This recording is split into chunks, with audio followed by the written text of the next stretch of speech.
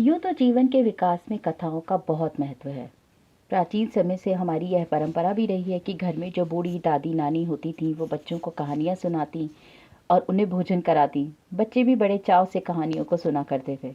कभी कभी तो कहानी सुनाने के लिए मचल भी जाया करते थे और माताएं उन्हें अच्छी अच्छी कथाएं कहानी के रूप में बच्चों को सुनाती, जिससे उनका ज्ञान भी बढ़ता था और उन्हें संस्कार भी मिला करते थे।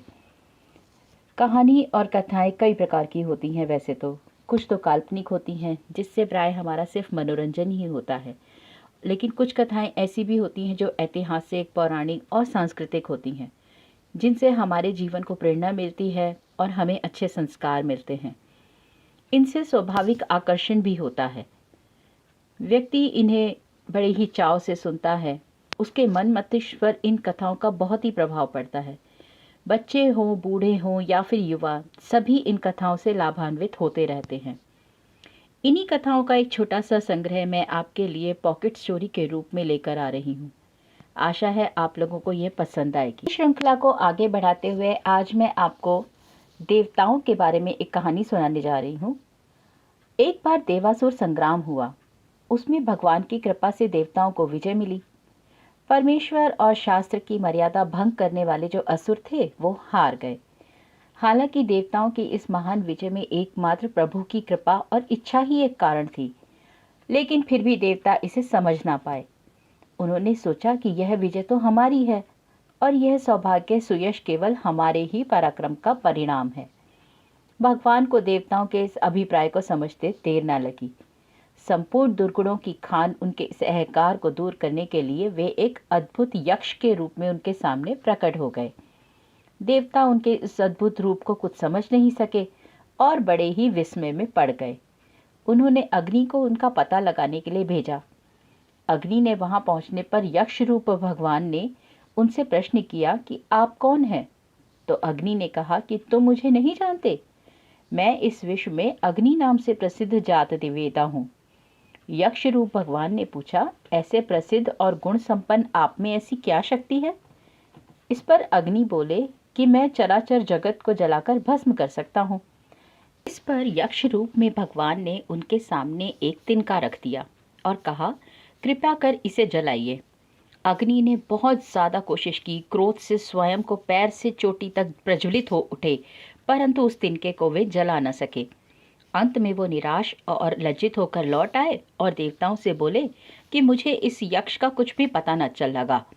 तदंतर सबकी सम्मति से वायु उस यक्ष के पास गए और भगवान ने उनसे भी वैसे ही पूछा कि आप कौन है और आप में क्या शक्ति है।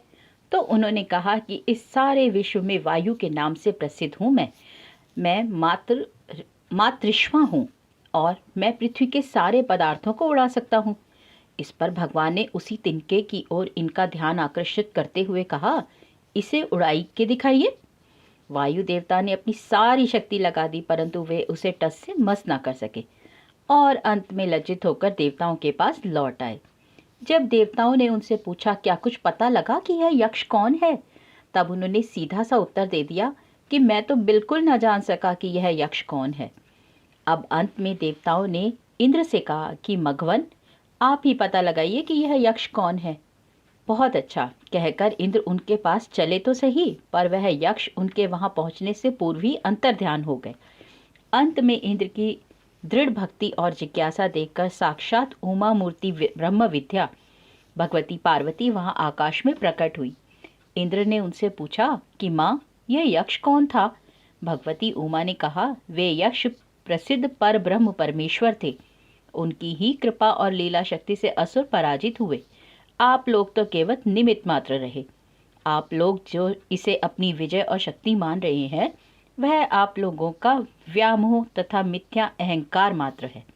इसी मोहमयी विनाशकारी भ्रांति को दूर करने के लिए परमेश्वर ने आपके सामने यक्ष रूप में प्रकट होकर तथा कौतूहल प्रदर्शन पर आप लोगों के गर्व को भंग कर दिया है। अब आप लोग अच्छी तरह समझ लो कि इस विश्व में जो बड़े बड़े पराक्रमियों का पराक्रम, बलवानों का बल, विद्वानों की विद्या तथा तपस्वियों का तप, तेजस्वियों का तेज और ओजस्वियों का ओज है, वह सब उसी परम लीलामय प्रभु की लीलामय विधिवित शक्तियों का अल्पमांश मात्र है। और इस विश्व के संपूर्ण हलचलों के केंद्र एकमात्र वे ही सच्चिदानंद भगवान पर ब्रह्म परमेश्वर हैं। प्राणी का अपनी शक्ति का अहंकार मिथ्या भ्रम मात्र है। भगवती उमा के वचनों से इंद्र की आंखें खुल गईं। उन्हें अपनी भूल पर बहुत लज्जा आई और उन्होंने लौटकर सभी देवताओं को संपूर्ण रहस्य बतलाकर सुखी किया। इस कहानी से पता लगता है कि हमें कभी भी अपनी शक्तियों, अपनी ज्ञान पर अभिमान नहीं करना चाहिए, क्योंकि ये सारी चीज़ें तो परमेश्वर की हैं। धन्यवाद।